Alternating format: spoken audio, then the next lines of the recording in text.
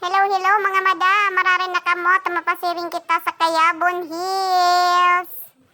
Beriglaan nga ni ang samuyang naisipan na niho na magpasiring sa Kayabon Hills o niyan sa kuyang mga kairiba, magagayon. Tapos pagkaabot mi digdi sa may salay mga madam, ay kanaubusan kami ng gasolina kaya uya nagpara usol-usol dyan si Lola Jima.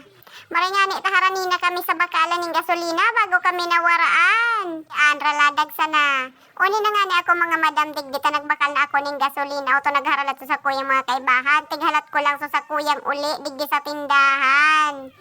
Hapon na palan iyan mga madam ladag ming iyan.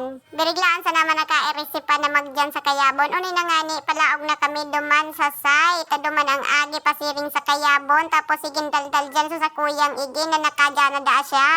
Uni na nga ni palaog na nga ni kami. Yaon na kami digdi sa site. Uni na sutulay pasiring sa Kayabon. Tapos napansin ko, paril na pala ng agihan digdi. Dati kaya kasuhuri kong pakadigdi.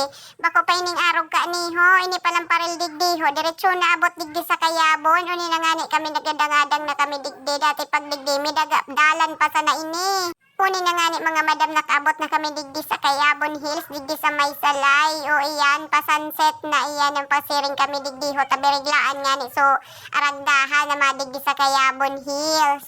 Purti na nga ni, so pasakat-sakat mi dyan. Ako ang nahuri-hurit on sakit-sakit na magsakat karo lang kao na. Garo bagay niya ako pasiring na anihuning langit. Tapag nagtingag ka langit na baga mahilig. Pakasakat nila pala dyan mga madam. Igwa dyan yung lagbok. Malagbok ka mo.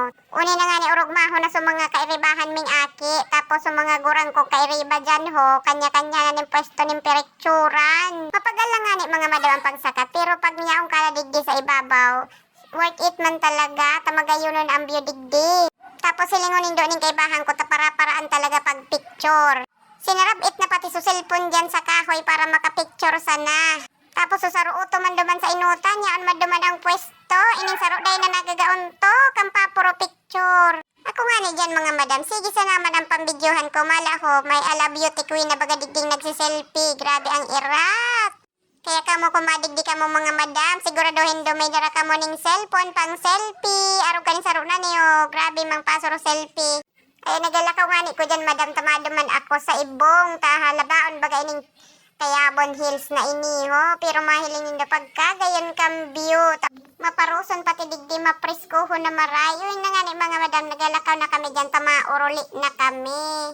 Kaya ko hapon na tama na ang ralakwatsahan na iyan. Kasi yun na naman yan yung reklamo sa kuwi dyan na kaibahan. O napababa na nga ni kay mga madam. Huna nindo mapasil na ang pababa. Bako pong mapasil kung guran o kasakit pagsakat. Iyo man pag ibaba. Masakit pag ibaba tamakulog sa tuhod. Pero dati mga madam kasuday pa ini parel. Ang mga, pag nag-iigdi kami.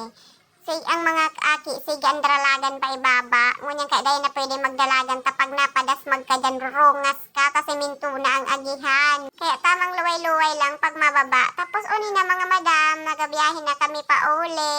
Kahapon na. Paminsan-minsan mga madam, kaipuhan man talagang magtagaladag man. Puro stress na sana sa buhay. Paminsan-minsan, taanan-taman ning time ang sa tuyang sa dire para maggala-gala. Isa na mga madam, salamat sa panonood.